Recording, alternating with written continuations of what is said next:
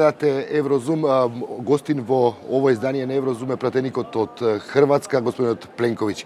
Господине Пленковиќ, добродојавте во Еврозум Плюс. Моето прво прашање за вас како подпредседател на Комитетот за надворешна политика е средбата која имавте со 6 министри за надворешни работи од Западен Балкан. Во таа комбинација за прв пат имаше и министр за надворешни работи од Косово, што е пака прв пат во историјата. Како успеавте Дачич и српскиот министр и косовскиот министр да ги седнете заедно? Evo, prije svega lijepi pozdrav svim gledateljima u Makedoniji, koju naravno jako podržavam na europskom putu prema Europskoj uniji i za vrijeme dok sam bio u Hrvatskoj vladi kao zastupnik u Hrvatskom saboru, a i sada ovdje u Europskom parlamentu. Sastanak koji je organiziran predstavlja dio jednog šireg političkog dijaloga koji Odbor za vanjske poslove Europskog parlamenta organizira sa svim zemljama u procesu pristupanja, u procesu proširenja. Bila je prigoda da se rezimiraju dojmovi nakon ovog uobičajenog izvješća o napretku Europske komisije, koje je, kao što znamo, objavljeno početkom listopada i koje je dalo svojevrsnu sliku stanja trenutnoga o svakoj od pojedinih zemalja i njenoj daljnjoj dinamici pristupanja Europske unije. Mislim da je susret bio koristan i za sve zastupnika i za sve zemlje jugoistoka Europe. Spomenuli ste kako je moguće da su srpski ministar i kosovski ministar bili skupa, pa to je jedan signal da je cijeli ovaj dijalog koji se vodio pod pokroviteljstvom visoke predstavnice Ashton u prošlom mandatu Europske komisije između Beograda i Prištine dao određene rezultate i čak je i sam srpski ministar Dačić rekao da prije nekoliko godina vjerojatno ne bi bilo moguće organizirati takav sastanak, a to znam i iz hrvatskog iskustva. Kad god bi organizirali neku konferenciju koja je imala regionalni karakter, uvijek se provjeravalo tko dolazi, a tko ne dolazi da se donese završna odluka. Prema tome mislim da je ovo dobro. За извештајот за напредок, за прогрес репорт на Европска комисија, ме интересира во делот на Македонија. За жал имаше констатации дека Македонија заостанува во реформите и дека се наоѓа во ќорсокак. Тоа е цитат од изјавата на доскорешниот комесар за проширување Штефан Фуле. Имавме една реплика од министерот Поповски кој рече дека повеќе се прави фама околу тие реформи во Македонија за да се направи магла со која ќе се прикрие неуспехот на Европската унија, на Советот на министрите да обезбеди консензус за почеток на преговори со Македонија, онака како што предлага Европската комисија. Кој е вашето мислење? Дали тие критики за реформите се магла? Pa ja mislim da prije svega ovaj kontekst koji Makedonija živi zadnjih, pa skoro 10 godina već, možemo reći, ja se uvijek sjetim Zagrebačkog samita 2000. Na tom sastanku 24.11.2000. je Makedonija parafirala sporazum o stabilizaciji i pridruživanju. Hrvatska tada još nije bila ni počela pregovore. A mi smo sada već godinu i pol dana članica Europske unije. Prema tome, činjenica da je blokirano otvaranje pregovora zbog nemogućnosti postizanja konsenzusa u vijeću, zbog naravno otvorenog pitanja imena sa strane grčke pozicije, naravno ne mislim tu na Hrvatsku, Hrvatska je priznala Makedoniju pod njenim ustavnim imenom i tako se ponašamo i mi ovdje kao zastupnici u Europskom parlamentu. Ja smatram da miješanje bilateralnih pitanja na ovaj način koji nije direktno povezan sa akijem Europske unije nije dobar način niti izgradnje europskog projekta, niti rješavanja bilateralnih pitanja. Ne vidim zbog čega se nije mogao naći modus da se pregovori o pitanju imena nastave, a da se europski put, i tu mislim prije svega na otvaranje pregovora između Europske unije i Makedonije, otvore. Jer zastoj pregovora i kompenziranje sa dijalogom na najvišoj razini, sa svojevrsnim samoinicijativnim prihvaćanjem akija, to su sve supstituti za pravi proces. Ja znam kad je Hrvatska bila blokirana, mi smo 90-ih krenuli u takozvani samoorganizirani postupak integriranja. Ne ide. Ne ide bez vrlo tjesne, svakodnevne suradnje sa Europskom komisijom i zato mi se čini da su reforme možda i negdje sporije nego što bi bile da pravi proces postoji. U tome je keč. A što mislite generalno za тоа оценка на Европската комисија дека постои Македонија во ќорсок? Pa ja mislim da je prije svega, kako vi kažete u ćorsokaku, Makedonija zbog toga što nije otvorila pregovore, a ne zato što su reforme stale. To je moje mišljenje.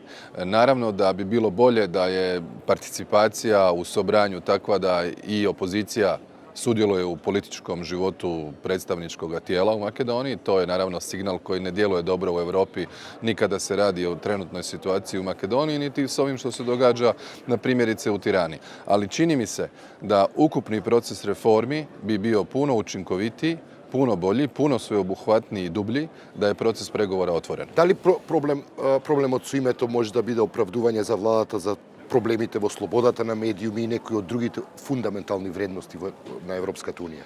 Gledajte, kada se želi pronaći da neko u pojedinoj sferi reformi nije dovoljno dobar, nije to sve perfektno, to se uvijek lako može pronaći. Nema idealnog kandidata, nema idealne zemlje u pregovaračkom procesu i mi smo to doživjeli u tehničkom smislu. Bilo koje poglavlje može uvijek zahtijevati još pojedini zakon, još pojedinu instituciju, još neki kvalitetni track record, pa je li to u slobodi medija, je li to u vladavini prava, je li to u borbi protiv korupcije.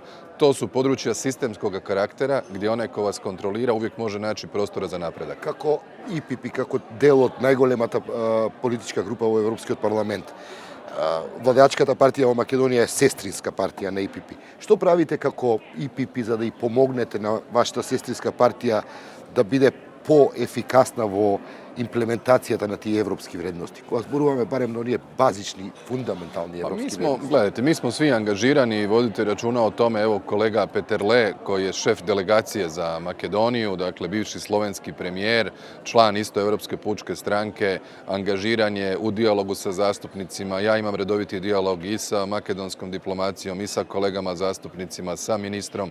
Svi ostali koji su angažirani na pitanjima jugoistoka Europe stalno su tu da pomognu i putem stranačkih linija. Prema tome, želimo da taj europski put, pa i ponašanje VMRO-DPMNE bude onako kakve su prave vrijednosti Europske pučke stranke. Mi smo vladajuća opcija u Europi i naravno da nam je u interesu da i u zemljama kandidatima naše sestrinske stranke budu na vlasti, učinkovite i u skladu sa europskim standardima. Имено, не ли мислите дека сте малку претолерантни кога станува збор за кршење на некои од основните фундаментални европски вредности во случајот на Македонија? Pa ne bih rekao da smo pretolerantni. Gledajte, nema popuštanja, nema švercanja. Prema Europi nema švercanja. To vam govorim iz kuta zemlje koja je možda 90. da nije bilo rata u smislu ekonomskog razvoja, stabilnosti institucija. Vrlo vjerojatno Hrvatska bi bila u Uniji prije nego što su bile sve ove druge zemlje, a i siguran sam i Makedonija da nije bilo rata. Budimo otvoreni. Da.